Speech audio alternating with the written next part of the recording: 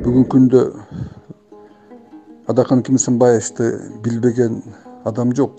Аны анын аракетин, анын 30 жылдан бери келаткан мамлекетке кошкон салымын эң главный критерия, менин түшүнүгүм боюнча, самый главный критерия Адакан Манбаров таза адам. Коррупцияга аралашкан жок, элдин, мамлекеттин мүлкүнө кол салган жок. Ал өзүнүн жеке кызыкчылыгын мамлекеттин кызыкчылыгынан, жалпы элдин кызыкчылыгынан жогору койгон жок. Эгерде Адакан Кымсынбаевич өзүнүн жеке кызыкчылыгын ойлогондо, кызыкчылыгын жогору койгондо, анын Акаевдин убагында дагы, Бакиевдин убагында дагы, кийинки Атамбаевдин убагында дагы ошол бийликтегилердин идеясын колдоп, алардын оюн колдоп, тактикасын колдоп, аларга кошомат кылып, байлыкка, бийликке жетишкенге толук мүмкүнчүлүгү бар болчу. Бирок Адакан Кимсенбаевич ага барган жок. Башка саясатчылардан айырмаланып, андай шакка барган жок, барбайт да болчу. Ыйманы таза адам. Ошондуктан биз жаштар келиш керек, бирок жаштарга жол көрсөтө турган таза, чечкиндүү, илимдүү, билимдүү патриот жаштарыбыз көп.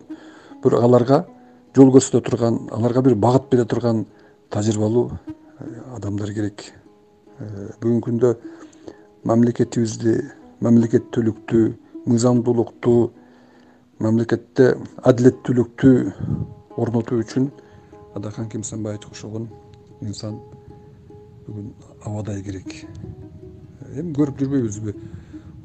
Баягы ораторлугун, интеллектуалдык деңгээлин, мамлекеттик деңгээлде ой жүгүртүүсүн. Мамлекеттик деңгээлде ой жүгүртүү деген бул ар бир адамдын эле колунан келе бербейт. Бул кишинин бүгүнкү күндө салыштырмалуу мамлекеттик деңгээлде ой жүгүртүүсү боюнча, интеллекти боюнча, билими боюнча ар тараптан Адакан Кимсенбаевичке тең эле турган инсанды көрбөдүм. Анан эми тарыхта толтура примерлер. Бир эле адам бийликке келип, ошол мамлекетти же гүлдөтүп жүрген, же жок кылып жиберген. Анын бири эле мына Түркия мамлекети бир учурда сазга батып, мындан бешбетер болуп, Түркия мамлекети жок болуп кетейин деп турган учурда Ататүрк, Мустафа Кемал бийликке келип, ошол киши Түркияны бүгүнкү деңгээлге чыгарган. Түркияны Түркия кылган ошол киши болгон. Андан башка мамлекетти жок кылып, кыйратып, бир адам бийликке келип жок кылып койгондо примерлер толтура. Ошол эле Гитлерге окшогон. Ошондуктан бир адамдан көп нерсе зависит этет. Конечно, бир адамдын колунан эчтеке келбейт, бирок ошол бир адам өзүнө окшогон адамдарды тегерегине топтоп, өзүнө окшогон таза адамдарды, билимдүү, илимдүү адамдарды, чыныгы мамлекеттин, элдин келечегине күйгөн адамдарды топтойт. Мен ачык болсом да элим ток болсун. Ушу биздин кыргыз мамлекетинин тарыхында жакшы атым калсын деген инсандар келиш керек бийликке. Ошондо анан коррупция менен күрөшө алабыз.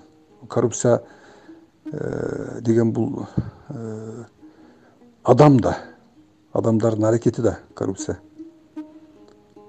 Башынан баардыгы коррупциянын башы ушул борбордо турат. Коррупция ошол жактан башталып атат. Перифериядагы коррупция майда чүйдөлөр эле. Андыктан таза адам бийликке келиш керек. Таза адам. Эми, конечно, көп айта турган нерсе көп. Шайлоо кодекси боюнча, азыркы шайлоонун өткөрүү боюнча, пропорционалдык эрежеде өткөрүлүп атат, партиянын тизими боюнча. Мурункудай мажоритардык системаны өткөргөндө жакшы болмок. Партияны эмес, инсанды шайлаганда, адамдын өзүн шайлаганда жакшы болмок. Тилекке каршы азыр мыйзам ага жол бербейт.